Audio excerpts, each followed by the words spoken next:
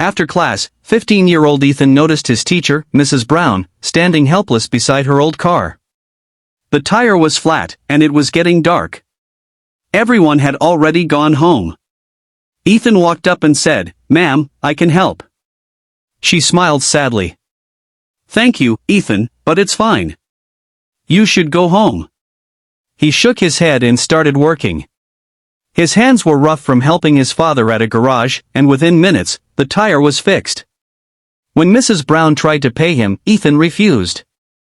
"You've already paid me by teaching me every day." She smiled with tears in her eyes. The next morning, Ethan was called to the principal's office. Nervous, he walked in only to see Mrs. Brown and a few other teachers waiting with a surprise. They had raised money to pay for his full school scholarship. "You helped me yesterday," Mrs. Brown said softly, "now let us help you chase your dreams." Ethan cried, whispering, "Thank you for believing in me." That day, the boy who fixed a tire ended up fixing hearts. Red Heart.